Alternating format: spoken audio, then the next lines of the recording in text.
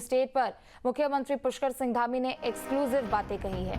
News state पर operation काल नेमी की रणनीति बताई है। धार्मिक भावनाओं को ठेस पहुंचाने वालों की खैर नहीं है। बता दें कि ऑपरेशन काल नेमी जो कि कांवड़ यात्रा से एक दिन पहले शुरू हुई है, यानी 10 जुलाई को शुरुआत हुई है। सीएम धामी ने न्यूज स्टेट पर एक्सक्लूसिव बातचीत में कहा कि पाखंडियों के खिलाफ है ऑपरेशन काल नेमी। ऑपरेशन काल नेमी के परिणाम पहले दिन में ही अब सामने आने लगे हैं। देहरादून में बड़ी संख्या में काल नेमी पकड़े गए। देवभूमि में ढोंगियों के लिए कोई भी स्थान नहीं है। उत्तराखंड में पलायन पर सीएम धामी ने बोला, पलायन रोकने के लिए हम रोजगार बढ़ा रहे हैं।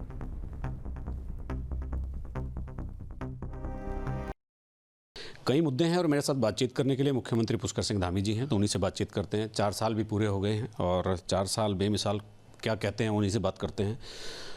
धामी जी, 4 साल एक तो पूरे हो गए, उसकी आपको बहुत शुभकामनाएं। उसी पर कुछ बताइए कि 4 साल का अनुभव किस तरह का रहा है।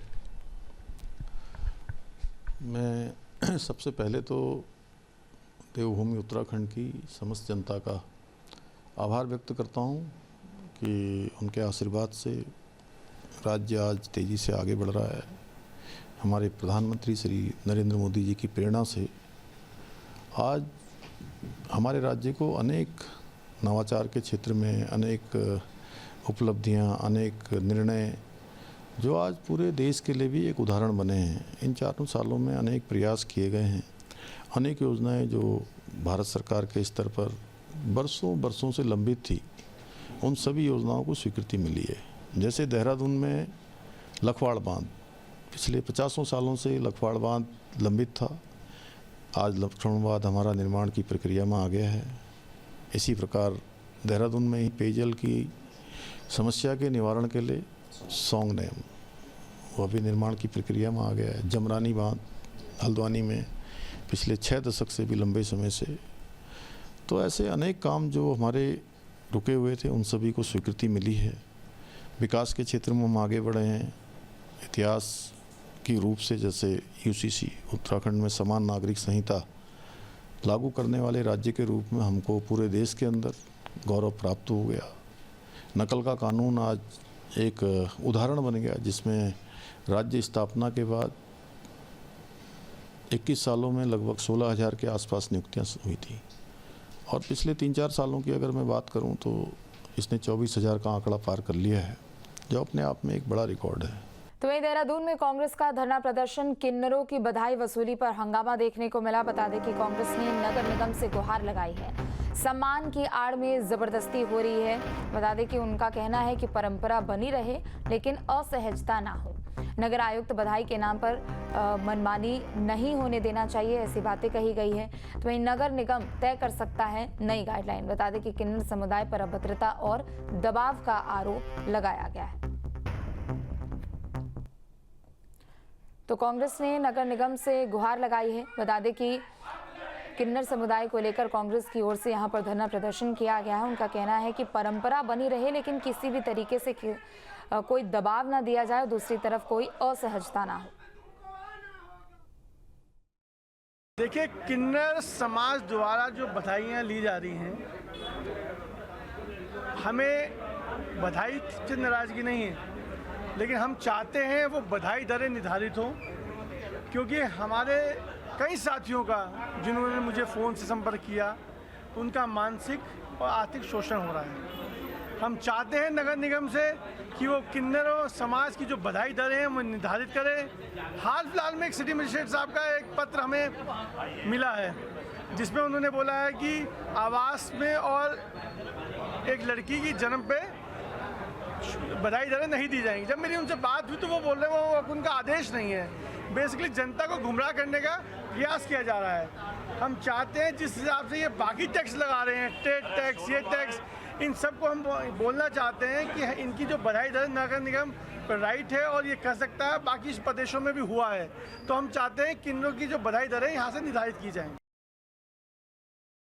देखिए, ये जो मामला है ये बोर्ड बैठक में भी उठा था और तब जो संबंधित माननीय पार्षदगण हैं उनसे ये रिक्वेस्ट किया गया था कि इस प्रकार की कोई भी नीति यदि नगर निगम के स्तर पर कहीं भी बनाई गई है, राज्य स्तर पर या पूरे देश भर में भी, तो उसको एक बार प्राप्त कर लिया जाए, उसके विषय में फिर विवेचना की जा सकेगी।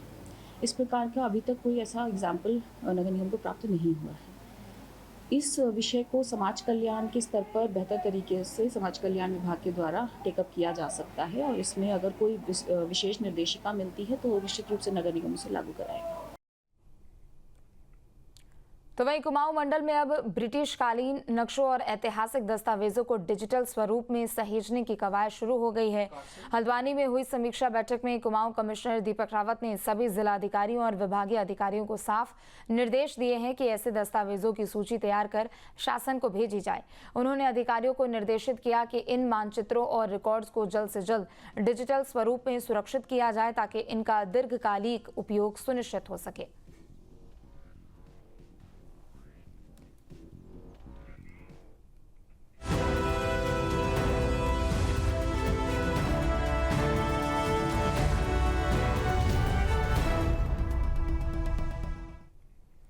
तो वहीं पंचायत चुनाव का रण दिलचस्प होता जा रहा है। कुल्हाड़ सीट से प्रत्याशी कीरत सिंह रावत को कांग्रेस ने बाहर का रास्ता दिखा दिया।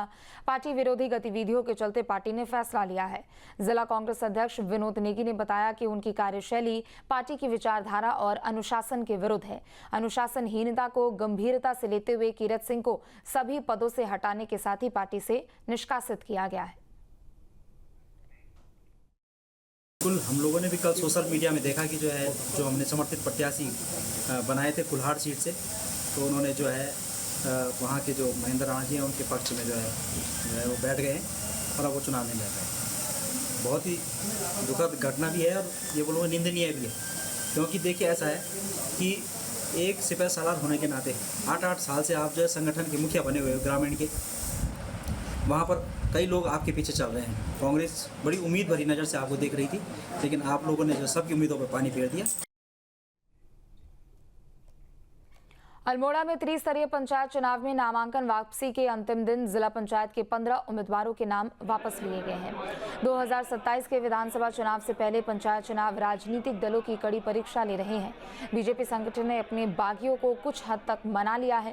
बीजेपी से कमल बिष्ट, मीना आगरी सहित धना धोनी ने अपना नामांकन वापस ले लिया है, जिससे पार्टी ने राहत की सांस ली है। फिलहाल जिला पंचायत 45 सीट में नाम वापसी के बाद अब कुल 190 उम्मीदवार ताल ठोक रहे हैं।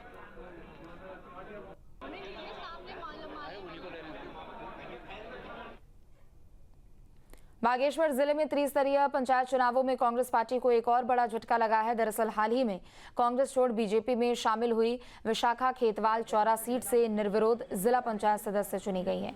बागेश्वर जिले की 19 जिला पंचायत सीटों में से एक सीट बीजेपी की झोली में आने से कार्यकर्ताओं में उत्साह की लहर है। बता दें कि 10 जुलाई को नाम वापसी के पहले दिन बरखा खेतवाल ने अपना नाम वापस ले लिया था, जिसके बाद बीजेपी की विशाखा खेतवाल निर्विरोध सदस्य बन गई। जहाँ भक्ति है हर शब्द में, कथाओं में छुपे हैं दिव्य रहस्य और ज्योतिष देता है जीवन को दिशा। धर्म से जुड़ी हर बातों को जानने के लिए हमारे चैनल स्तुति को सब्सक्राइब करें। चैनल पर जाने के लिए इस लिंक पर क्लिक करें।